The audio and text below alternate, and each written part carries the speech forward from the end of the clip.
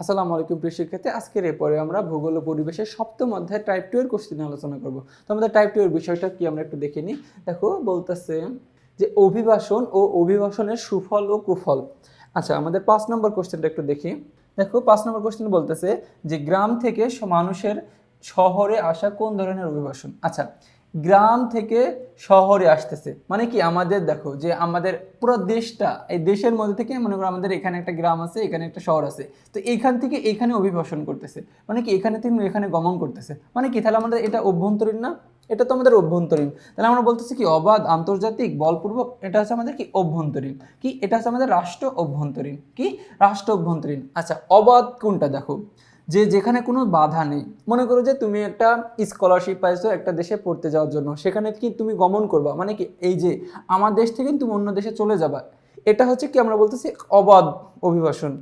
আন্তর্জাতিক অভিবাসন হচ্ছে কি, মনে করো যে তুমি এক জায়গা থেকে এক দেশ থেকে আরেক দেশে গেলা, এটা এমনই।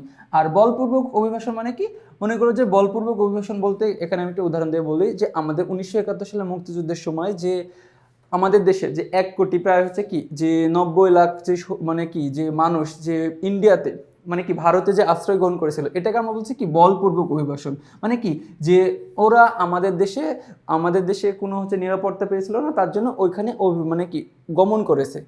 সেমভাবে দেখবা যে আমাদের মায়ানমারের রোহিঙ্গারা আমাদের বাংলাদেশে বলপূর্বকভাবে অভিবাসন করেছে, এটা এমন।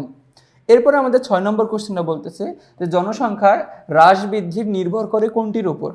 আমরা দেখলাম যে উপরে যে জন্মহারের উপর, মৃত্যুহারের উপর এবং কি অভিবাসন দ্বারা, মানে কি তিনটা দ্বারা আমাদের জনসংখ্যা হ্রাস বৃদ্ধির নির্ভর করে থাকে। এরপর আমাদের 7 নম্বর কোশ্চেনটা দেখি। দেখো 7 নম্বর কোশ্চেনটা বলতেছে যে অভিবাসনের ফলে কি হয়ে থাকে। অভিবাসনের ফলে আমরা বলতেছি কি জনসংখ্যা হ্রাস বৃদ্ধি পায়। আচ্ছা, অভিবাসন মানে কি যে এক জায়গা থেকে আরেক জায়গায় গমন করা, তার মানে কি জনসংখ্যা অবশ্যই কি হ্রাস বৃদ্ধি হয়ে থাকে। মনে করো যে তুমি এই দেশ থেকে এই দেশে ভ্রমণ করলা মানে গমন করলা, মানে কি তাহলে এই দেশ থেকে জনসংখ্যা কমে যাবে আর এই দেশের জনসংখ্যা বেড়ে যাবে, তার মানে কি তাহলে হ্রাস এবং বৃদ্ধি পায়।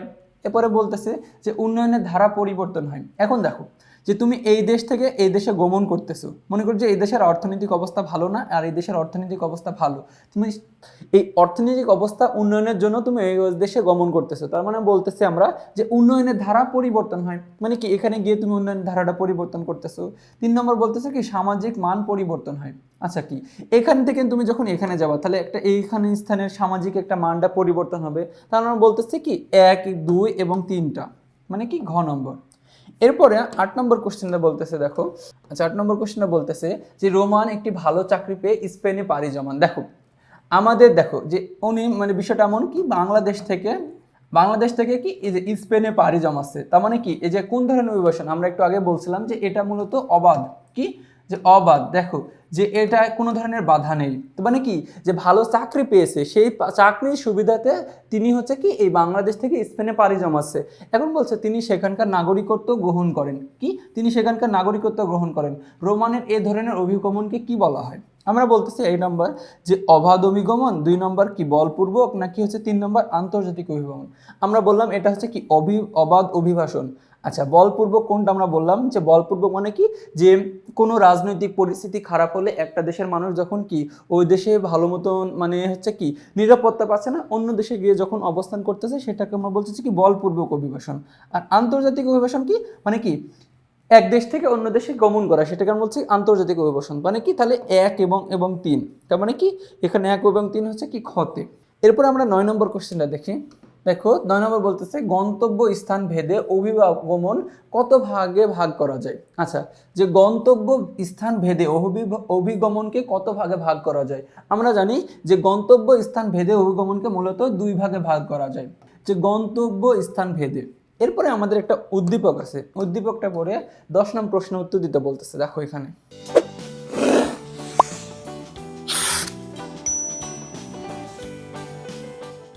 যে 1971 সালে মুক্তিযুদ্ধের সময় বাংলাদেশের থেকে প্রায় 1 কোটি মানুষ ভারতে গমন করে। আচ্ছা দেখো আমি একটু উদাহরণ দিয়ে বললাম যে 1971 সালে 1 কোটি মানুষ আমাদের বাংলাদেশ থেকে কোথায়, এই যে ভারতে অভিগমন করছে।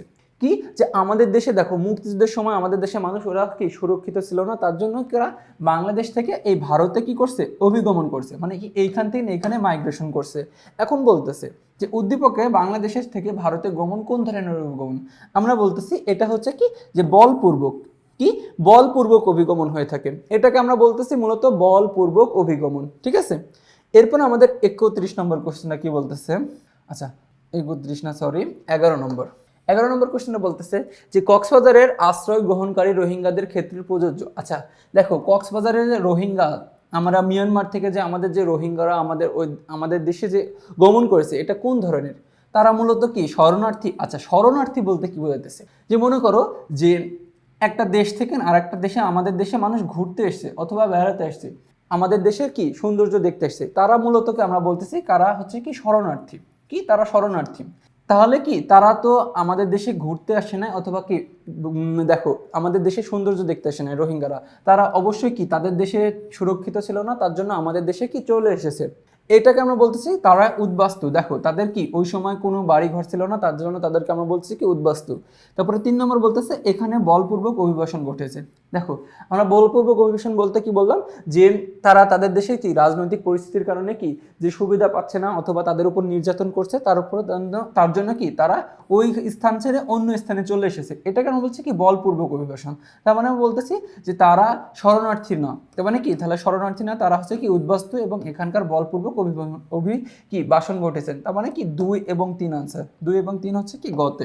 এরপর 12 নম্বর কোশ্চেনে কি বলতেছে দেখো, যে বলপূর্বক অভিবাসন কোনটির প্রভাবে হয়ে থাকে। আচ্ছা যে বলপূর্বক অভিবাসন বলতে কি বলছে আগে এটা বুঝো। বললাম যে একটা দেশে যখন মনে করো যে যুদ্ধ পরিস্থিতি লেগে আছে, সেই দেশ মনে করো যে তাদের দেশের মানুষ সুরক্ষিত না, অথবা নিজেদের মধ্যেই মনে করো যে ঝামেলা লাগছে, এক পক্ষ আর এক পক্ষের সাথে কি যে বিভিন্ন ধরনের কি মতবাদ এবং কি ধর্ম নিয়ে মারামারি করছে, তো তার পরবর্তীতে এক পক্ষ মনে করো যে সুবিধাবাদী আর এক পক্ষ হচ্ছে কি যে অসুবিধায় পড়ে আছে। মনে করো যে এক পক্ষ শক্তিশালী আর এক পক্ষ দুর্বল, তখন শক্তিশালী পক্ষ এই দুর্বলকে আঘাত করছে, তখন তারা হচ্ছে কি যে অন্য স্থানে কি অভিগমন করছে, এটাকে বলতেছে আমরা দেখো যে রাজনৈতিক পরিস্থিতির কারণে নিজেদের দেশে কি রাজনৈতিক অস্থিরতা আছে, যে এটার প্রভাবে এই যে রাজনৈতিক অস্থিরতার কারণে মূলত আমরা এই বলপূর্বক অভিবাসনটা হয়ে থাকে। তারপরে 3 নম্বর বলতেছে যে অভিবাসনের বিকর্ষণমূলক কারণ কোনটি।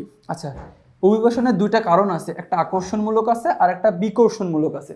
আচ্ছা দেখো যে অভিবাসনের বিকর্ষণমূলক আমরা বললাম যে কি যে অভিবাসনের বিকর্ষণ, দেখো যে 2টা কারণ আছে, একটা আকর্ষণমূলক আর একটা বিকর্ষণমূলক কারণ আছে।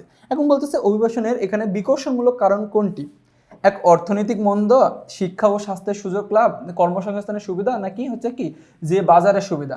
এখন দেখো বিকর্ষণমূলক কারণ বলতেছে, আমরা বলতেছি অভিবাসনের বিকর্ষণমূলক কারণ হচ্ছে মূলত যে অর্থনৈতিক মন্দা। দেখো যে মনে করো যে ওই স্থানে একটা দেশে অর্থনৈতিক মন্দা চলতেছে, তার জন্য এই স্থান থেকে অন্য দেশে গমন করতেছে, তো এই তাহলে কি এই যে বিকর্ষণমূলক কারণ এটা।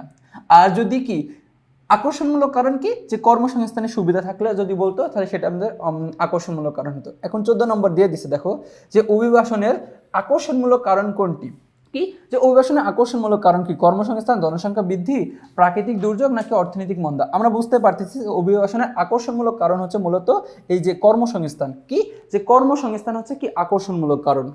তো দেখো এরই মাধ্যমে আমরা কি এই টাইপের সকল কোশ্চেন শেষ করে ফেললাম। তো পরবর্তীতে তোমাদের সাথে আবার দেখা হবে, ততক্ষণ পর্যন্ত তোমরা সুস্থ থেকো, ভালো থেকো, আসসালামু আলাইকুম।